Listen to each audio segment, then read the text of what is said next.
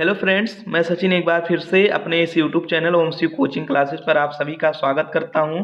दोस्तों, आज मैं आप लोगों के लिए लेकर के आया हूं यूपी ट्रिपल एससी पेट का ये प्रैक्टिस सेट एक। इसी प्रकार से मैं आप लोगों के लिए बचे हुए 17 दिनों में 10 और प्रैक्टिस सेट करवाऊंगा और आप लोग इन प्रैक्टिस सेटों को पूरा देखिएगा। इसमें मैं चाहे वो गणित का प्रश्न हो, चाहे रीजनिंग का प्रश्न हो, कोई भी प्रश्न हो, चाहे आपका पाई चार्ट हो, सारणियन हो, कोई भी सवाल होगा, मैं इसकी पूरी की पूरी व्याख्या करके आप लोगों को बताऊंगा। इसलिए आप लोग पूरा वीडियो को जरूर से जरूर देखिएगा और अपने मित्रों के पास से जरूर शेयर कर दीजिएगा।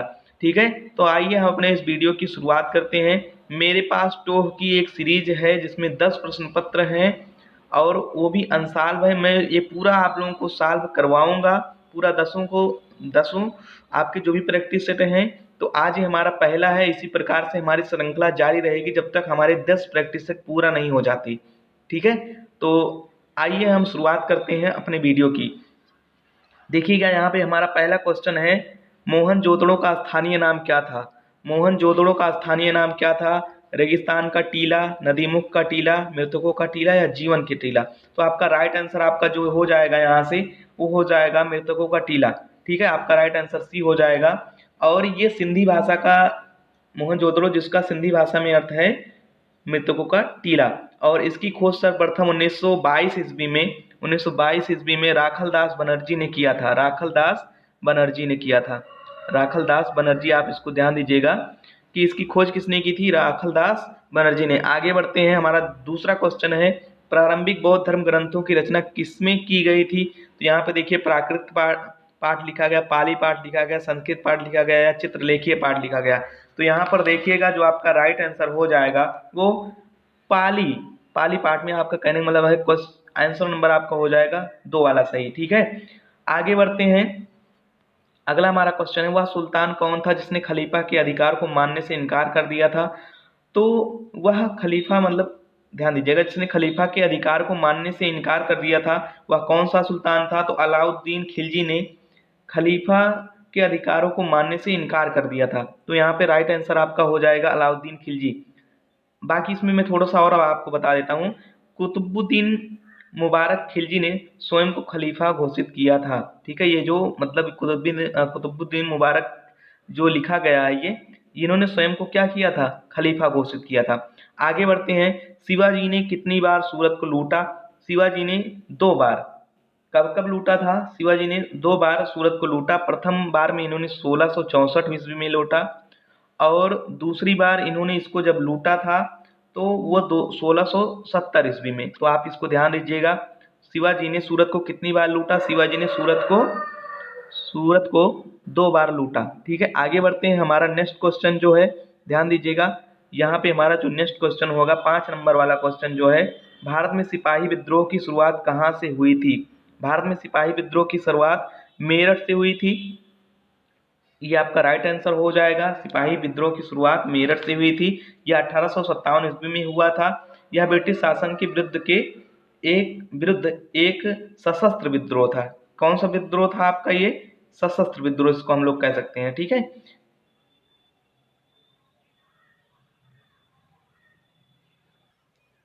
हमारा नेक्स्ट क्वेश्चन है, कांग्रेस की पहली महिला अध्यक्ष कौन थी? तो यहाँ से आपका राइट आंसर हो जाएगा, कांग्रेस की पहली महिला अध्यक्ष जो थी वो थी आपकी श्रीमती एनी बेसेंट।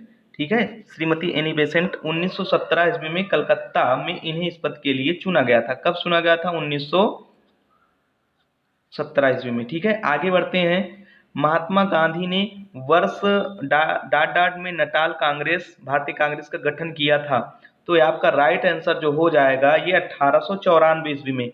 और इन्होंने ये कहाँ पे किया था? ये दक्षिण अफ्रीका में किया था। कहाँ पे किया था? दक्षिण अफ्रीका में किया था। और इसके किस लिए किया था? तो वहाँ पे जो भारतीयों के साथ भेदभाव हो रहा था उसके विरुद्ध लड़ने के लिए गांधी जी ने 1894 ईस्वी में नटाल कांग्रेस की आप स्थापना की थी। आगे बढ़ते हैं, कैबिनेट मिशन भारत कब आया? तो कैबिनेट मिशन भारत 1946 ईस्वी में आया। किसके? पैथिक लॉरेंस के नेतृत्व में 1946 में कैबिनेट मिशन भारत आया था। इसके 2 सदस्य और थे, स्टेफोर्ड क्रिप्स और AB अलेक्जेंडर। ठीक है, आगे बढ़ते हैं। हमारा नेक्स्ट क्वेश्चन जो लिखा गया है, निम्नलिखित में से कौन सा उपन्यास भारत के स्वतंत्रता सेनानियों के लिए प्रेरणा का स्रोत बना था? तो यहाँ से देखिए आपका जो होगा परीक्षा गुरु आनंद मठ, रंगभूमि पद्म राग। तो यहाँ से आपका राइट आंसर हो जाएगा आनंद मठ। और आनंद मठ किसने लिखा है? बंकिम चंद्र चटर्जी ने लिखा है। इसे बंगाली देशभक्ति का बाइबिल कहा जाता है। बंगाली देशभक्ति का बाइबल, बंगाली देशभक्ति का बाइबल कहा जाता है। देशभक्ति का बाइबल कहा जाता है। ठीक है, आगे बढ़ते हैं। अगला हमारा जो क्वेश्चन है, यहाँ से देखिएगा हमारा जो अगला क्वेश्चन है, भारत का पहला भारतीय गवर्नर जनरल कौन था? भारत, देखो स्वतंत्र भारत का प्रथम गवर्नर जनरल अगर आपसे पूछा जाता है, भारतीय ना रहे उसमें, केवल स्वतंत्र भारत के प्रथम गवर्नर जनरल, तो आपके हो जाएंगे लॉर्ड माउंटबेटन। कौन हो जाएंगे आपके? माउंटबेटन। स्वतंत्र भारत का अगर केवल पूछा जाता है उसमें भारतीय ना लगा हो तो माउंटबेटन। अगर कह रहे हैं सो भारत का पहला भारतीय गवर्नर जनरल, तो आप इसको कहेंगे सिराज गोपालाचारी। आपका राइट आंसर हो जाएगा बी वाला। भारत के दूसरे, ये दूसरे आपको कहे जाएंगे, भारत के दूसरे और प्रथम भारतीय गवर्नर जनरल सी राजगोपालाचारी आप बोल सकते हैं। आगे बढ़ते हैं। कुल क्षेत्रफल के संदर्भ में विश्व के सबसे बड़े देशों में भारत किस स्थान पर है? तो भारत आपका है 7वें स्थान पर है। जबकि देखिएगा इसका राइट आंसर हो जाएगा 7वें स्थान पर है। किसके, मतलब क्षेत्रफल की दृष्टि से, जनसंख्या में ये विश्व में दूसरे स्थान पर है। कितने स्थान पर है? जनसंख्या में दूसरे स्थान पर है। आगे बढ़ते हैं। हमारा नेक्स्ट क्वेश्चन है 12 नंबर का। देखिएगा यहाँ से हमारा शुरू होगा। 12 नंबर का जो हमारा प्रश्न है, निम्नलिखित में से कौन सा एक मोड़दार पर्वत का उदाहरण नहीं है? तो यहाँ पर जो होगा आपका अरावली पर्वत जो है, आपका अरावली जो पर्वत है वो मोड़दार पर्वत का उदाहरण नहीं है। ये जो हिमालय है, रॉकी और इंडीज है, ये आपके मोड़दार पर्वत का क्या उदाहरण है? मोड़दार पर्वत का उदाहरण है। लेकिन जो आपका अरावली है, ये अरावली आपका अवशिष्ट पर्वत का उदाहरण है। किसका? अवशिष्ट पर्वत का उदाहरण है। ठीक है, आगे बढ़ते हैं। हुंड्रू जलप्रपात किस नदी पर है? हुंड्रू जलप्रपात स्वर्णरेखा नदी पर है। और स्वर्णरेखा नदी कहाँ बहती है? तो ये बहती है आपकी झारखंड राज्य में, रांची के निकट, झारखंड में, मतलब JH के लिख देता हूँ मैं, झारखंड राज्य में बहती है स्वर्णरेखा नदी पर हुंड्रू जलप्रपात है। ग्रैंड कैनियन बांध किस नदी पर है? देखिएगा यहाँ पे लिखा है ग्रैंड कैनियन किस नदी पर है? तो कोलोरेडो नदी पर है ग्रैंड कैनियन। तो ग्रैंड कैनियन आपका कोलोरेडो नदी पर है। ये कहाँ पे है? USA में है। कहाँ पे है? संयुक्त राज्य अमेरिका में है। और ये कहाँ बहती है? कैलिफोर्निया में बहती है। और गिरती कहाँ है? ये प्रशांत महासागर में, मैक्सिको से होते हुए कहाँ गिर जाती है कोलोराडो नदी? प्रशांत महासागर में। ठीक है, पैसिफिक ओशन में गिर जाती है जाकर के। आगे बढ़ते हैं। निम्नलिखित में से कौन सा देश संसार में यूरेनियम का सबसे बड़ा उत्पादक है? तो कजाकिस्तान आपका इसमें राइट आंसर हो जाएगा। कजाकिस्तान पहले स्थान पर है। दूसरे स्थान पर आपका है कनाडा। तीसरे स्थान पर आपका है ऑस्ट्रेलिया। तीसरे स्थान पर आपका है ऑस्ट्रेलिया। तो ये आपका देखिएगा, ध्यान दीजिएगा। संसार में यूरेनियम का सबसे बड़ा उत्पादक कौन सा राज्य है? तो सॉरी कौन सा देश है? तो कजाकिस्तान। दूसरे स्थान पर कनाडा, तीसरे स्थान पर ऑस्ट्रेलिया। 2019 के अनुसार मैं आपको बता रहा हूँ, 2019 के अनुसार ये आंकड़ा है। आगे बढ़ते हैं। भारत दुग्ध उत्पादन में संसार में भारत का कौन सा स्थान है? दुग्ध उत्पादन में भारत का पहला स्थान है। और ये कब से? 1998 से लगातार भारत इस प्रथम पद पर बना हुआ है विश्व में दूध उत्पादन के क्षेत्र में। ठीक है, आगे बढ़ते हैं। हमारा जो अगला क्वेश्चन, राजकोषीय घाटा का अर्थ क्या होता है? तो यहाँ से राजकोषीय घाटा का जो अर्थ होता है सरकार के कुल राजस्व और कुल व्यय का अंतर। आपका ऑप्शन बी हो जाएगा राइट आंसर इसका। आगे बढ़ते हैं। भारत में योजना आयोग का गठन किस वर्ष में किया गया था? तो भारत में योजना आयोग का गठन जो किया गया था ये 15 मार्च 1950 ईस्वी को किया गया था। कब किया गया था? 15 मार्च 1950 ईस्वी को किया गया था। 1 जनवरी 2015 को इसका नाम नीति आयोग रख दिया गया। नीति आयोग रख दिया गया। और वर्तमान समय में नीति आयोग के उपाध्यक्ष कौन है? उपाध्यक्ष कौन है? डॉक्टर राजीव कुमार। और इसके CEO कौन है? CEO कौन है? अमिताभ कांत। कौन है? अमिताभ कांत। ठीक है, आगे बढ़ते हैं। भारत में राष्ट्रीयकृत बैंकों की संख्या कितनी है? भारत में राष्ट्रीयकृत बैंकों की संख्या जो है वो 12 है।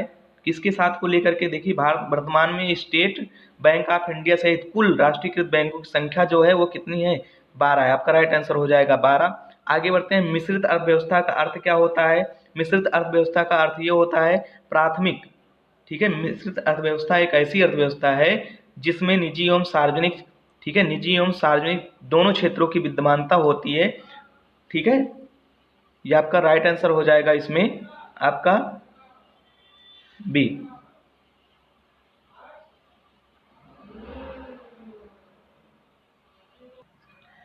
हमारा अगला जो प्रश्न है 21 नंबर का, संविधान सभा ने भारत के संविधान को कब अंगित किया? तो संविधान सभा ने भारत के संविधान को 26 नवंबर 1949 ईस्वी में अंगीकृत किया, और यहाँ से पूर्णतः जो लागू हुआ था, जो पूर्णतः लागू हुआ था वो 26 जनवरी 1950 को पूर्णतः लागू हुआ था। पूर्णतः जो लागू हुआ था आप यहाँ से लिख लेंगे 26 जनवरी 1950। आगे बढ़ते हैं, स्वतंत्रता का अधिकार भारतीय संविधान के किन अनुच्छेदों में वर्णित है? तो आप यहाँ से कहेंगे अनुच्छेद आपका जो हो जाएगा 19 से 22। स्वतंत्रता का अधिकार जो आपका संविधान के किस अनुच्छेद में होने, तो आपका ऑप्शन नंबर हो जाएगा यहाँ पे बी। आगे बढ़ते हैं, लोकसभा का कार्यकाल कितनी बार 6 वर्ष तक बढ़ाया गया है? तो लोकसभा का जो कार्यकाल है वो केवल एक बार, ध्यान दीजिएगा, केवल एक बार कब बढ़ाया गया था? 1975 में जब आपातकाल लगा था तब ये 5 वर्ष से बढ़ाकर 6 वर्ष कर दिया गया था, ठीक है। आगे बढ़ते हैं, हमारा जो 24 नंबर का प्रश्न है, देखिएगा यहाँ से हमारा 24 नंबर का, सर्वोच्च न्यायालय के न्यायाधीश किस आयु में सेवानिवृत्त होते हैं? तो सर्वोच्च न्यायालय के न्यायाधीश जो होते हैं वो 65 वर्ष की आयु में सेवानिवृत्त होते हैं, और इनका ध्यान दीजिएगा किसके अनुसार, किसके अनुसार? ये 124(2) अनुच्छेद 124(2) आप कह सकते हैं, इसके अनुसार ये क्या होते हैं, ये 65 वर्ष की अवस्था में सेवानिवृत्त हो जाते हैं, ठीक है। आगे बढ़ते हैं, 73वें संविधान संशोधन अधिनियम के अनुसार पंचायत का कार्यकाल कितना वर्ष होता है? तो ये आपका जो पंचायत का कार्यकाल होता है ये 5 वर्ष के लिए होता है, ठीक है। आगे बढ़ते हैं, बर्फ पर स्केटिंग करना प्रदर्शित करता है कि दाब बढ़ाने पर बर्फ का गलनांक क्या हो जाता है? ठीक है, बर्फ का गलनांक घट जाता है। क्या करोगे आप? यहाँ पर राइट आंसर हो जाएगा घट जाता है, और इससे क्या स्केटिंग करना संभव होता है, ठीक है। आगे बढ़ते हैं, निम्नलिखित में से किसने इलेक्ट्रॉन का आविष्कार किया था? तो यहाँ पर आपका जो राइट आंसर हो जाएगा जे थॉमसन, ठीक है। आप यहाँ से एक मैं आपको ट्रिक बता देता हूँ, ईटा पर नाच, क्या हो जाएगा आपका? ईटा पर नाच, ईटा पर नाच आपका जो हो जाएगा यहाँ पे, देखो ई से इलेक्ट्रॉन, थॉमसन इसके हो जाए, देखो देखो जो थॉमसन लिखा गया, थॉमसन आप समझ जाइएगा। पास से हो जाएगा प्रोटॉन, इसके रदरफोर्ड हो जाएगा, ना से हो जाएगा आपका, ठीक है, न्यूट्रॉन, ठीक है, और इसके चैडविक, ठीक है। इस तरीके से आप याद कर लीजिएगा। आगे बढ़ते हैं, शुष्क बर्फ किसका ठोस रूप है? शुष्क बर्फ जो है वो कार्बन डाइऑक्साइड का रूप है, कार्बन डाइऑक्साइड का रूप है, और यह गैस प्रयुक्त कहाँ होती है? अग्निशमन यंत्रों में इसका प्रयोग किया जाता है, अग्निशमन यंत्रों में इसका प्रयोग किया जाता है, ठीक है। आगे बढ़ते हैं, हमारा जो नेक्स्ट क्वेश्चन है, मानव शरीर में पाचन तंत्र का सबसे लंबा हिस्सा कौन सा होता है? तो मानव शरीर में पाचन तंत्र का सबसे लंबा हिस्सा जो होता है वो होता है छोटी आंत, छोटी आंत इसका राइट आंसर हो जाएगा। और ये कितने मीटर से कितने मीटर के लगभग होती है? 6.5 से लेकर के आपका होती है 7.5 मीटर के लगभग, ठीक है। तो सबसे लंबा हिस्सा कौन सा होता है? छोटी आंत। आगे बढ़ते हैं, लाल रक्त कोशिकाओं के निर्माण के लिए शरीर का कौन सा अंग जिम्मेदार होता है? तो यहाँ से लाल रक्त जो कोशिकाएं हैं का निर्माण के लिए, तो यहाँ पे इसका राइट आंसर जो हो जाएगा, आपका राइट आंसर हो जाएगा अस्थि मज्जा, ठीक है। आगे बढ़ते हैं, देखिए हमारा कुछ गणित के प्रश्न आ गए यहाँ पे। 60 और 80 के बीच आने वाली सभी अभाज्य संख्याओं का योग कितना है? तो 60 और 80 के बीच देखिएगा आपकी कौन कौन सी संख्याएं आ सकती हैं, यहाँ से ध्यान दीजिएगा। 61 प्लस में 71 प्लस में 73 और प्लस में आपका क्या 79, तो ये आपकी कितनी संख्या? 1 2 3 4, ठीक है। और भी कुछ हो सकता है, ध्यान दीजिएगा। 61, देखो 67 मैंने छोड़ दिया है, तो 67 को भी आप जोड़ लीजिएगा। अब जोड़ दीजिए सबको, देखो 1 1 2 इन 2 5 9 5 14 7 21 यूनिट डिजिट में 1 आ रहा है, और हम देखेंगे हमारा यूनिट डिजिट किस में 1 आ रहा है, तो यहाँ देखिए इकाई के अंक पे 1 आ रहा है, इसका मतलब ऑप्शन सी इसका सही हो जाएगा। कुल जोड़ेंगे तो 351 हो जाएगा। आगे बढ़ते हैं, हमारा नेक्स्ट क्वेश्चन है, a/b बराबर c/d बराबर 5, तो 3a प्लस 4c अपान 3b प्लस 4d किसके बराबर होगा? तो यहाँ से ध्यान दीजिएगा, हम थोड़ा सा यहाँ पे इसको थोड़ा सा सरल कर लेते हैं। a बराबर देखिए a/b बराबर हम लोग क्या लिख सकते हैं? 5, तो यहाँ से देखो a/b बराबर हम लोग लिख सकते हैं 5, ठीक है। तो a बराबर हमारा कितना हो जाएगा? 5b। उसी प्रकार से हमारा c बराबर हो जाएगा 5d, ठीक है, ये हमारा समीकरण ये इतना बन गया है। अब क्या करेंगे, जो जो मान दिया गया है इसको ले जाके यहाँ पे हम लोग रख देंगे। तो यहाँ पे जब रखेंगे तो ये हो जाएगा हमारा, ध्यान दीजिएगा आप लोग, 3 गुणे देखिएगा मैं इसी में रख रहा हूँ जो जो मान आया था। तो यहाँ से देखिएगा 3 गुणे 5 और 3 गुणे आपका हो जाएगा 5 बी, और उसके बाद में यहाँ पे प्लस में हो जाएगा आपका 4 गुणे 5 डी, और पूरे का बटे में आपका जो हो जाएगा वो 3 बी और प्लस में 4 डी। ठीक है, आगे देखिएगा यहाँ से 5 आपका कॉमन हो जाएगा, ऊपर बच जाएगा आपका 3 b plus 4 d, 3 b plus 4 d, और नीचे भी आपका वही हो जाएगा 3 बी प्लस 4 डी। अब आप इसको देखिएगा, यहाँ से पूरा कट जाएगा, इसका जो राइट आंसर हो जाएगा वो कितना, 5 बच जा रहा है। राइट आंसर आपका बी वाला हो जाएगा। इसका मतलब इसका कौन सा ऑप्शन सही होगा, बी वाला। ठीक है, यहाँ से देखिएगा इसका जो राइट आंसर होगा वो बी वाला होगा। आगे बढ़ते हैं, देखिएगा हमारा जो नेक्स्ट क्वेश्चन है, नेक्स्ट क्वेश्चन क्या कह रहे हैं, किसी संख्या में 30% की वृद्धि हुई, फिर 30% कमी हुई, फिर दोबारा 30% की कमी हुई, घटना संख्या में कितने प्रतिशत शुद्ध वृद्धि या कमी हुई, निकटतम पूर्णांक तक सही करिएगा। देखिएगा आप क्या कर सकते हो इसमें। देखिए सबसे पहले मान लीजिए हमारी संख्या कितनी थी, 100 से 130 हो गई है वो। ठीक है, अब फिर उसके बाद में से 30% की कमी हो रही, कहने का मतलब हो जाएगा आपका 130, और 30% की कमी मतलब कितना, 70 बटे आपका कितना 100। इसको जब हम लोग हल करेंगे, देखिएगा यहाँ 0 से 0 कट जाएगा आपका, 13 से कितना आ जाएगा 91। फिर इसमें क्या हो रही है, फिर से एक बार से इसमें कमी हो रही है। तो 91 और गुणे में कितना, 70 बटे में आपका कितना 100, एक 0 से एक 0 कट जाएगा, और 7 1 के 7, 7 × 63, तो ये आपका देखो दशमलव लग जाएगा, 63.7 आ गया। लेकिन हम लोगों ने माना कितना था, 100। तो यहाँ से देखिएगा हम लोग क्या कर देंगे, 100 माइनस 63.7 आया था। जब इसको हम लोग घटाएंगे तो आ जाएगा 36.3, और लगभग ये किसके बराबर है, 36% के आसपास बराबर है। इसलिए इसका हमारा जो राइट आंसर हो जाएगा, कमी के लिए आ रहा होगा हमारा, ये कमी हो जाएगा 36% की कमी। आगे बढ़ते हैं, हमारा देखिएगा नेक्स्ट क्वेश्चन है, 35 संख्याओं का औसत कितना है, 22 है। पहली 17 संख्याओं का औसत 19 और अंतिम 17 संख्याओं का औसत 20 है। तो 18वीं संख्या ज्ञात कीजिए। देखिएगा सबसे पहले हम लोग क्या करेंगे, 35 गुणे 22 को गुणा कर लेंगे तो कितना हो जाएगा हमारा, 22 पंचे 110, और 22 तियाँ हो जाएगा 66, और 66 में 11 जोड़ देंगे आ जाएगा 77। 770 में से हमको आगे घटाना होगा जो भी होगा। तो देखिएगा 19 सत्ते कितना हो जाएगा, 19 सत्ते 133, और 19 से 21 19, और 19 15 हो जाएगा, फिर से धीरे 17 9 153 के 3 हो गया, 17 1 17 और 15 32, मतलब कहने का मतलब हो जाएगा आपका 323। प्लस में यहाँ पे जोड़ दीजिएगा, 17 दूना 34, 340। अब इन दोनों को हम लोग जोड़ देंगे, 770 माइनस कितना हो जाएगा आपका, दोनों को जोड़ेंगे आ जाएगा 663। ठीक है, तो इसको घटाएंगे तो हमारी 18वीं संख्या जो होगी उसका मान आ जाएगा। 18वीं संख्या कौन सी होगी हमारी, 18वीं संख्या जो होगी वो 107 होगी। ठीक है, तो आपका राइट आंसर देखिएगा यहाँ पे कौन सा होगा, ऑप्शन नंबर आपका बी। ठीक है, राइट आंसर इसका कौन सा होगा, ऑप्शन नंबर बी। आगे बढ़ते हैं, हमारा जो 36 नंबर का सवाल है, देखिएगा यहाँ पे प्रश्न है यहाँ से। अब देखिए हिंदी भी आ गई इसी में। 8 कनौजिया 9 चूल्हे, लोकोक्त का अर्थ है अधिक व्यक्ति होने से काम बिगड़ना, अलगाव की स्थिति, खराब खाना बनाना, या आवश्यकता से अधिक सामान का होना। तो यहाँ पर राइट आंसर हमारा हो जाएगा अलगाव की स्थिति।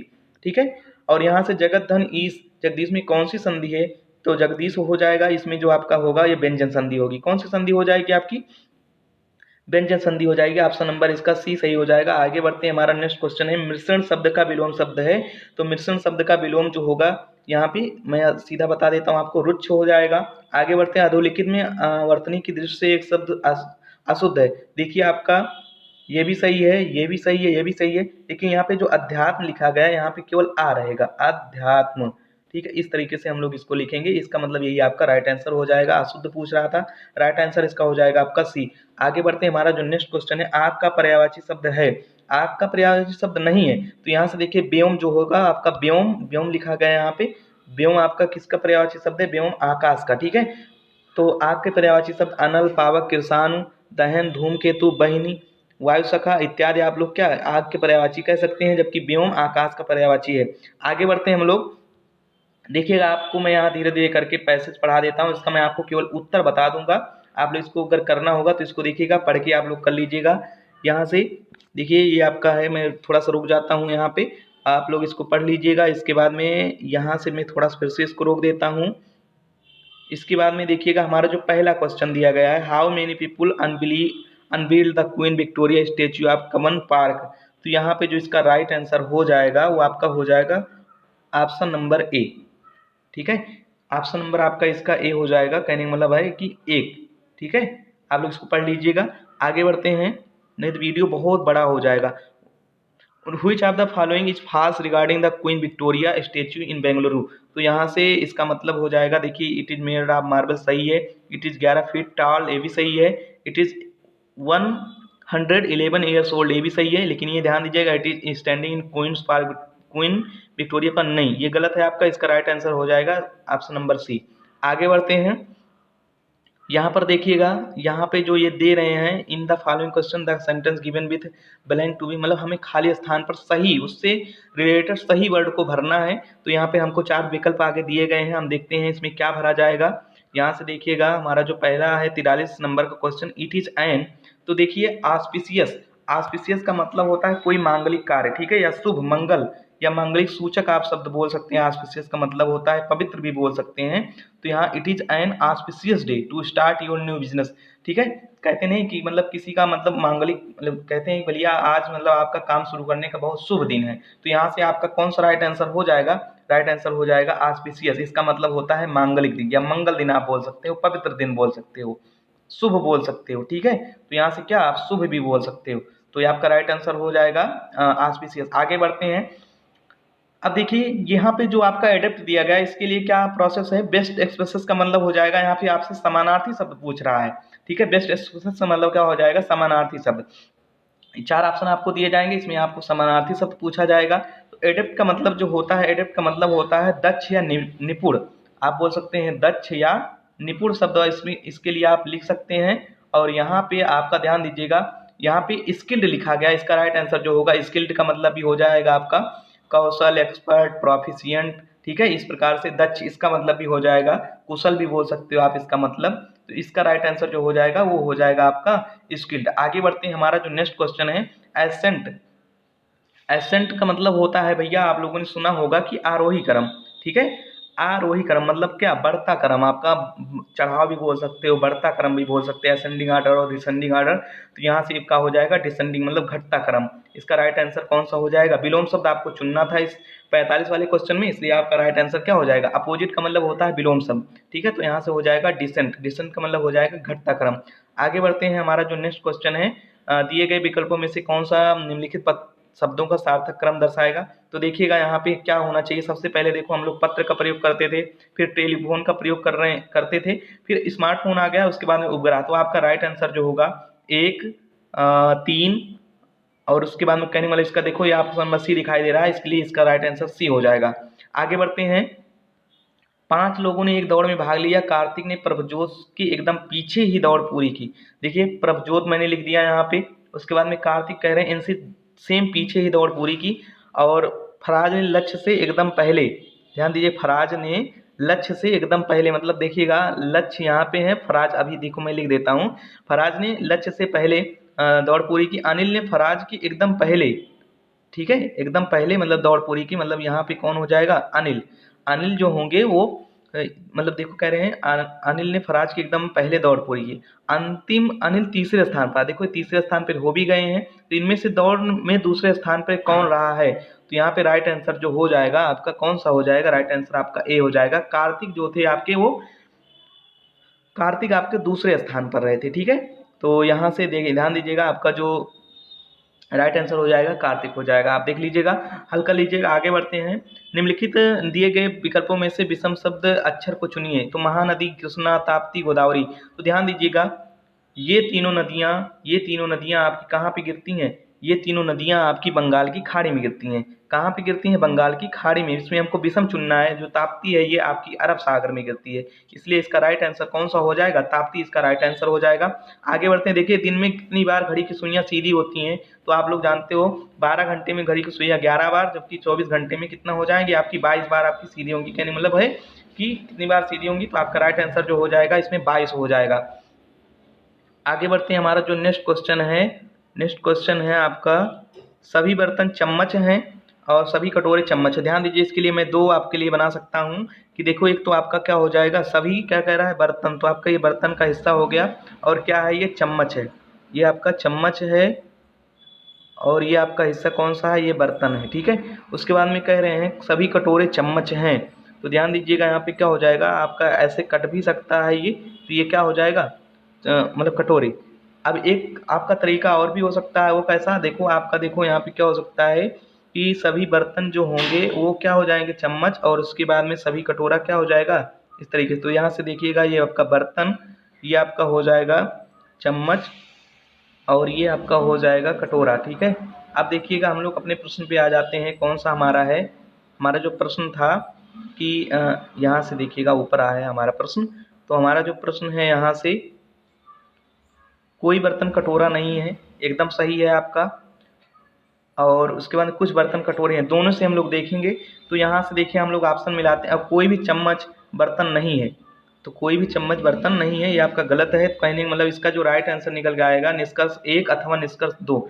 यहाँ आप देख लीजिए, एक बार हल भी कर लीजिएगा, निष्कर्ष 1 अथवा निष्कर्ष 2 इसका सही राइट आंसर हो जाएगा।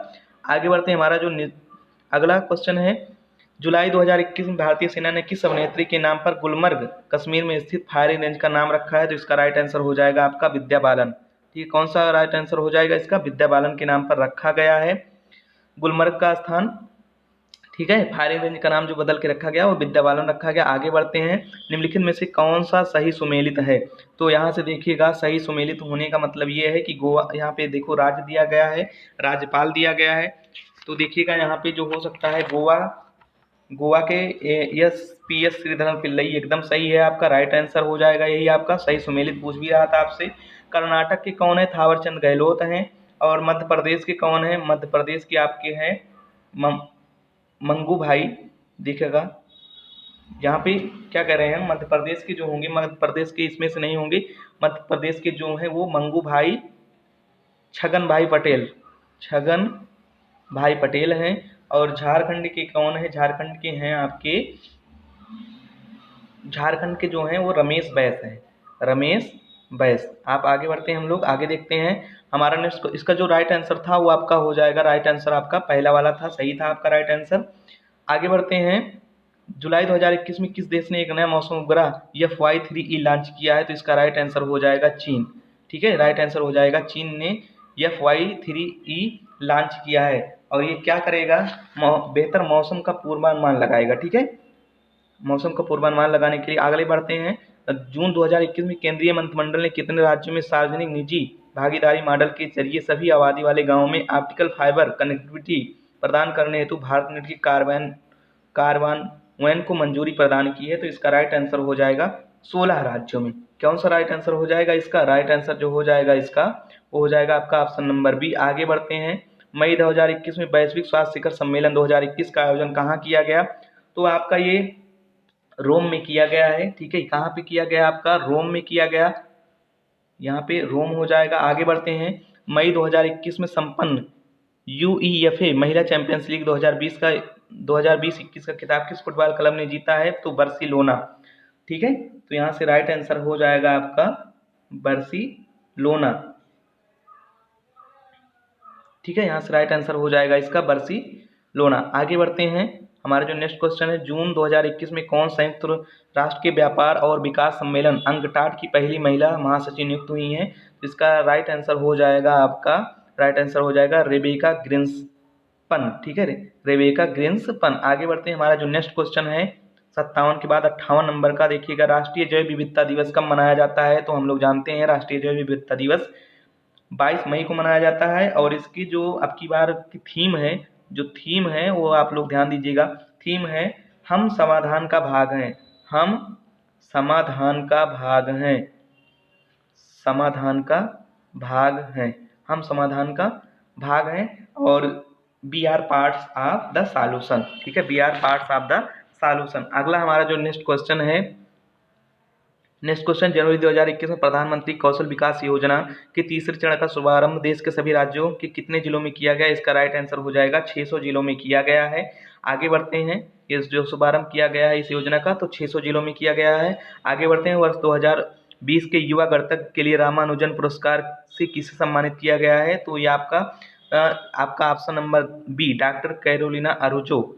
ठीक है, ये कहाँ की रहने वाली हैं, ये रहने वाली हैं आपकी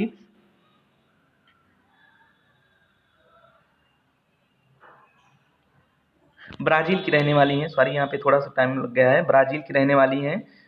यहाँ पे आपका राइट आंसर जो हो जाएगा आपका ब्राज़ील। ठीक है, आगे बढ़ते हैं। विक्रम साराभाई अंतरिक्ष केंद्र कहाँ स्थित है, तो ये आप ध्यान दीजिएगा, ये आपका त्रिवेंद्रम केरल में स्थित है। बंगलौर में इसरो का मुख्यालय है। इंडियन स्पेस रिसर्च ऑर्गेनाइजेशन, भारतीय अंतरिक्ष अनुसंधान संगठन का मुख्यालय बंगलौर में है। श्रीहरिकोटा में आपका श्रीहरिकोटा आपका मतलब जो है ये उपग्रह लॉन्चिंग मतलब लॉन्च करने वाला जगह है, जहाँ सतीश धवन अंतरिक्ष केंद्र है। ठीक है, आगे बढ़ते हैं हम लोग। और अहमदाबाद में जो है, अहमदाबाद में आपका है जो एप्लीकेशन सेंटर है, ठीक है, स्पेस एप्लीकेशन सेंटर आपका कहाँ पे है, वो अहमदाबाद में है। और श्रीहरिकोटा में आपका क्या है, भू उपग्रह प्रक्षेपण केंद्र। ठीक है, ये श्रीहरिकोटा कौन सा है, भू उपग्रह उपग्रह प्रक्षेपण केंद्र। ठीक है, आगे बढ़ते हैं। हमारा नेक्स्ट क्वेश्चन है, जापान की मुद्रा क्या है, जापान की मुद्रा हमारी है एन। जापान की मुद्रा कौन सी है, एन। ठीक है, और रनमिबी किसकी मुद्रा है, चीन की। ठीक है, चीन की मुद्रा कौन सी है, रनमिबी। आगे बढ़ते हैं, श्रीलंका की आधिकारिक राजधानी का क्या नाम है। श्रीलंका की आधिकारिक राजधानी जो है वो है श्रीवर्धन, देखो श्री जयवर्धने पुरा। ठीक है, आपकी जो राइट आंसर हो जाएगा, यहाँ से आधिकारिक राजधानी पूछी जा रही है, ये आपकी श्री जयवर्धने पुरा। और कोलंबो कौन सी राजधानी है, कोलंबो जो है वो कार्यकारी एवं न्यायिक राजधानी है। कोलंबो जो है वो कार्यकारी और न्यायिक राजधानी है। ठीक है, कार्यकारी और न्यायिक राजधानी है। तो यहाँ से जो आपका राइट आंसर हो जाएगा, आधिकारिक राजधानी जो है होगी वो श्री जयवर्धनेपुरा हो जाएगी। आगे बढ़ते हैं, निम्नलिखित मठों में से कौन सा मठ सिक्किम में है, तो यहाँ से रूमटेक मठ जो है ये सिक्किम में है, और इसे धर्मचक्र केंद्र भी कहा जाता है। क्या कहा जाता है, धर्मचक्र केंद्र भी कहा जाता है। और हेमिस कहाँ पे है, हेमिस आपका है लद्दाख के अंदर में है, लद्दाख के अंदर में है आपका। तांबू मठ आपका कहाँ पे है, ताबू मठ लिखा गया है यहाँ पे, ताबू मठ आपका हिमाचल प्रदेश में है। ठीक है, आगे बढ़ते हैं। भारत की पहली पूर्ण अवधि वाली टाकी फिल्म कौन सी थी, तो पहली टाकी फिल्म मतलब बोलती फिल्म कौन सी थी, तो यह आलम आरा थी। आपका राइट आंसर हो जाएगा, इसका जो राइट आंसर हो जाएगा वो हो जाएगा आलम आरा। और आलम आरा कब प्रकाशित हुई थी, ये 1931 में आई थी ये फिल्म। ठीक है, आगे बढ़ते हैं। यहाँ से देखिए हमको सूची का मिलान करना है। यामिनी कृष्णमूर्ति का संबंध किससे है, तो ये आपका हो जाएगी भरतनाट्यम की एक प्रसिद्ध नृत्यांगना है ये। वसीम जाफर कौन से हैं, ये क्रिकेट के हैं। और राजा रवि वर्मा ये चित्रकारी से संबंधित है। राहुल गांधी आपकी राजनीति से संबंधित। आप लोग इसको मिला लीजिएगा। आगे बढ़ते हैं, नेक्स्ट क्वेश्चन जो होगा हमारा, नेक्स्ट क्वेश्चन है the red sari dot dot के द्वारा लिखी गई है, तो ये किसके द्वारा लिखी गई है, ये लिखी गई है जेवियर मोरो के द्वारा लिखी गई है। और किस पर आधारित है, सोनिया गांधी के जीवन पर इसका आधारित है, सोनिया गांधी के जीवन पर ये आधारित है। ठीक है, सोनिया गांधी के बारे में लिखी गई है ये पुस्तक। तो आप ध्यान दीजिएगा, द रेड साड़ी मतलब जेवियर मोरो ने लिखा है। आगे बढ़ते हैं, हमारा जो 68 नंबर का प्रश्न है, ध्यान दीजिएगा। 68 नंबर का हमारा, भारत के दौरे पर आने वाले पहले अमेरिकी राष्ट्रपति कौन थी, तो ये आपका डी आइजनहावर। और ये कब आई थी भारत में, ध्यान दीजिएगा, ये आई थी 1959 ईस्वी में भारत पहली बार आई थी, ये महिला थी। ठीक है, पहली अमेरिकी राष्ट्रपति कौन थी, तो ध्यान दीजिएगा, पर डी आइजनहावर भारत दौरे पर आने वाली प्रथम अमेरिकी राष्ट्रपति थे, सॉरी महिला नहीं है, पुरुष ही रहेंगे। ठीक है, तो ये कब आए थे, 1959 में। डॉक्टर अल्फ्रेड नोबेल द्वारा निर्धारित अक्षय निधि में से किस क्षेत्र में नोबेल पुरस्कार नहीं दिया जाता है, तो ये आपका अर्थशास्त्र के क्षेत्र में नोबेल पुरस्कार नहीं दिया जाता, लेकिन अब तो मिलने लगा है। कब से इसकी स्थापना हुई, 1968 में, और 1969 में पहली बार इसको दिया गया। ठीक है, आगे बढ़ते हैं। रामसर सम्मेलन का मुख्य उद्देश्य क्या है, ये रामसर सम्मेलन का मुख्य उद्देश्य जो है आर्द्र भूमियों के संरक्षण से है। रामसर सम्मेलन का मुख्य उद्देश्य आर्द्र भूमियों के संरक्षण से है। और यह कब हुआ था, 1971 में हुआ था। रामसर साइट कहाँ पे है, तो ये ईरान में है।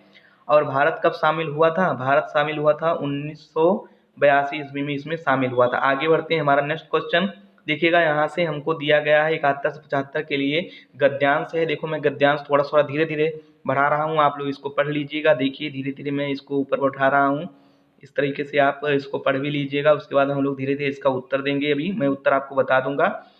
देखिए यहाँ पे धर्म मनुष्य में किसका विकास करता है, तो आप लोग इसको देखिए, मैं फिर से एक बार कर देता हूँ, आराम से यहाँ पे देख लीजिए यहाँ से। और इसका पहला जो उत्तर होगा, देखिए धर्म मनुष्य में किसका विकास करता है, मैं आपको आंसर बता देता हूँ, देवत आपका राइट आंसर हो जाएगा। धर्म मनुष्य में देवत का विकास करता है। धर्म कहाँ निवास करता है, तो याद ध्यान दीजिएगा, यहाँ पे धर्म जो निवास करता है वो अनुभूत में निवास, इसका राइट आंसर हो जाएगा अनुभूत में। इंद्रियों का आनंद कहाँ पर प्रखर होता है, जहाँ, इसका राइट आंसर जो हो जाएगा जहाँ जीवन का उच्च स्तर नहीं है, इसका मतलब हो जाएगा जहाँ जीवन का उच्च स्तर नहीं है। आगे बढ़ते हैं, हमारा जो नेक्स्ट क्वेश्चन है, जीवन के उच्च स्तर पर पहुंचने के लिए किन तत्वों की आवश्यकता होती है, तो आपका राइट आंसर जो हो जाएगा इसका पूर्णतः ज्ञान और आनंद का।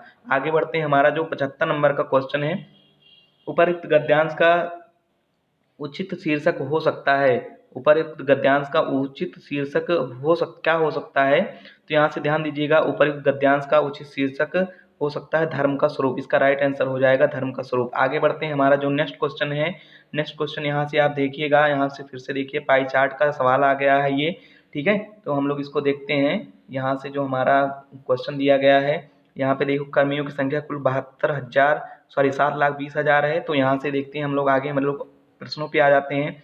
सेवा क्षेत्र में कितने प्रतिशत कर्मी हैं, तो यहाँ से क्या कर देखिएगा, सेवा क्षेत्र आपका है 72 और पूरा कोण कितने का बन रहा है 360 अंश का। तो यहाँ से देखिएगा आपका क्या हो सकता है, आपका जो होगा वो हो जाएगा 72/360, 72/360 और गुणे में आपका 100, और यहाँ से काट देंगे 5 बार जाएगा, 5 से इसको काट देंगे तो आ जाएगा 20, तो इसका राइट आंसर हो जाएगा 20, ठीक है। राइट आंसर कौन सा हो जाएगा 20। पहले में आपका जो 81 नंबर का प्रश्न है उसमें आपका ऑप्शन नंबर कितना हो जाएगा डी। आगे बढ़ते हैं, कृषि व्यापार बिजनेस और परिवहन में कुल कितने कर्मी कार्यरत हैं, तो यहाँ से ध्यान दीजिएगा, कृषि व्यापार एवं परिवहन पर कुल कर्मी जो है इसका कोण कितना बन रहा है। देखिए कृषि व्यापार एवं परिवहन हम लोग यहाँ से देखते हैं पहले कितना, कृषि व्यापार और परिवहन, तो यहाँ से देखिए 120, ठीक है। उसके बाद में 120 और 36 और 24 जोड़ेंगे तो टोटल हो जाएगा हमारा 180 हो जाएगा। और हमसे पूछ क्या रहा है, हमसे पूछ ये रहा है 180 हुआ है, यहाँ से पूछ रहा है कुल कितने कर्मी कार्यरत हैं। तो देखिएगा, ध्यान दीजिएगा, जो आपका पूरा जो टोटल दिया गया है वो 360 बराबर आपका कितना 7,20,000 के दिया गया है, ठीक है।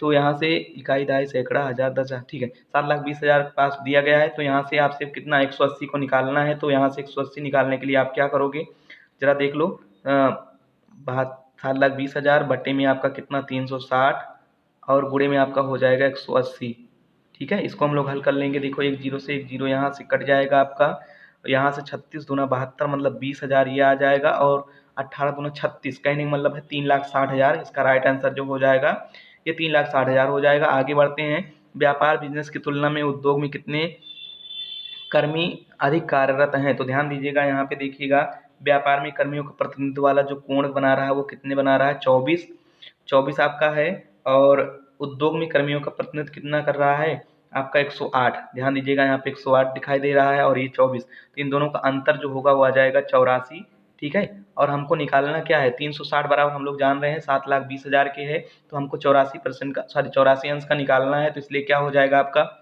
7,20,000 बटे में आपका 360 और गुणे में आपका हो जाएगा 84, ठीक है, 84 हो गया है। अब यहाँ से ध्यान दीजिएगा, इसको जब हम काटेंगे एक जीरो से एक जीरो कट जाएगा, 36 दूना 72 यहाँ पे, और ये हो जाएगा आपका 2,000, ठीक है।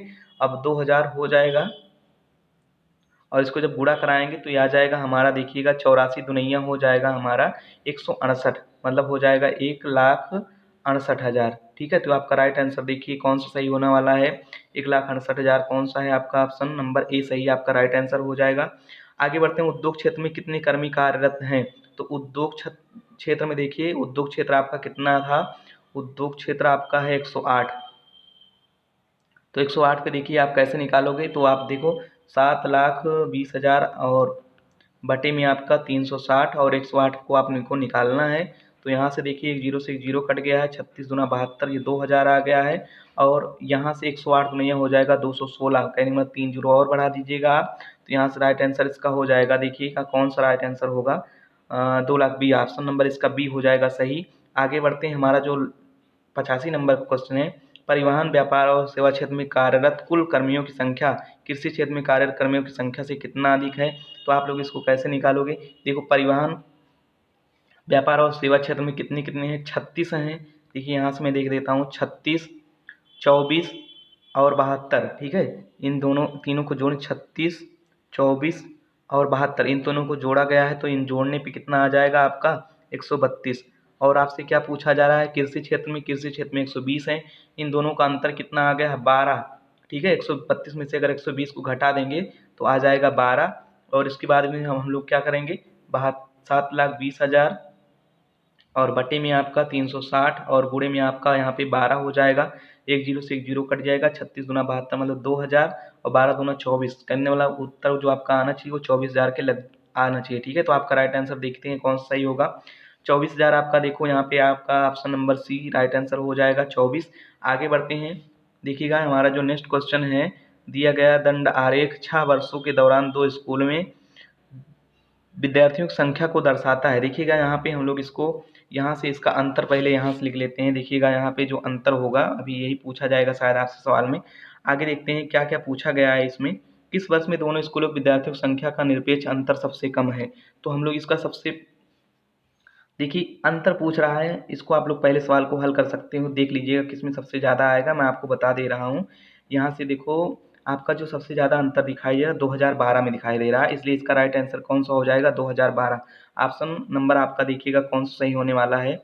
यहाँ पे पहले वाले सवाल में 2012 आपका राइट आंसर हो जाएगा। आप लोग देख लीजिएगा 400 का अंतर आ रहा है।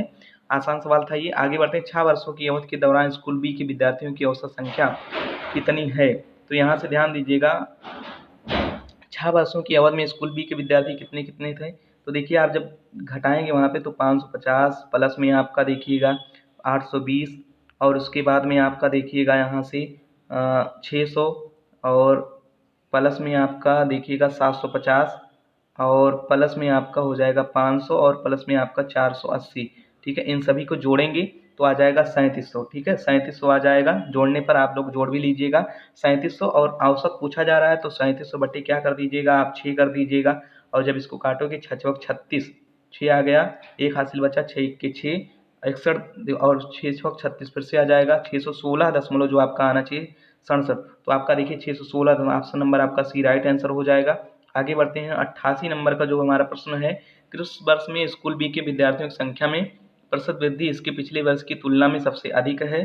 तो यहाँ से ध्यान दीजिएगा क्या हो जाएगा आपका 88 नंबर के क्वेश्चन में। तो यहाँ पर देखिए 2009 इसका राइट आंसर हो जाएगा। कैसे हम लोग निकालेंगे इसको भी मैं आपको बता देता हूँ। इसमें हमारा जो राइट आंसर हो जाएगा 2009 आएगा। स्कूल बी में पूछ रहे हैं, स्कूल बी में जो होगा 820 और 550, 820 और 550 करेंगे तो हमारा जो निकल के आ जाएगा वो आ जाएगा 270 और 270 बटे में कितना 270 बटे 550 और गुणे में 100 कर लेंगे तो आ जाएगा हमारा जो निकल के आएगा वो 49.09% के आसपास आएगा। तो इसका राइट आंसर हो जाएगा आपका 2009। आगे बढ़ते हैं, हमारा 89 नंबर का प्रश्न है, सभी वर्षों के दौरान स्कूल बी और स्कूल ए के कुल विद्यार्थियों का अनुपात है। तो ध्यान दीजिएगा हम सारा जो है आपका स्कूल ए और स्कूल बी के विद्यार्थी निकालेंगे। आप लोग देखिए मैं यहाँ पे फिर से ला करके आपको दिखा देता हूँ। आप यहाँ से सबको जोड़ लीजिएगा। जोड़ने पर जो आएगा स्कूल ए के विद्यार्थियों को पूरा हम लोग जोड़ेंगे तो आ जाएगा हमारा 4200। हमारा जो आएगा स्कूल ए के विद्यार्थी को जोड़ेंगे तो 4200 आ जाएगा आपका 90। ठीक है, एक बार आप जोड़ लीजिएगा। यहाँ से देखो इस तरीके स्कूल ए कौन सा होगा आपका, स्कूल ए आपका काला वाला है और ये इधर से इधर और ये इसको जोड़ेंगे तो हमारा 4290 आ जाएगा। और स्कूल बी के विद्यार्थियों की कुल संख्या जो है वो 3700 है। ठीक है, और इसका जो अनुपात निकालेंगे हम लोग वो अनुपात निकल के आएगा 370 अनुपाते जो आपका निकल के आएगा 429। इसका राइट आंसर कौन सा हो जाएगा देखते हैं। 370 अनुपाते 400 कितना दिया गया है, 370 अनुपाते आपका जो निकल के आ रहा है 429।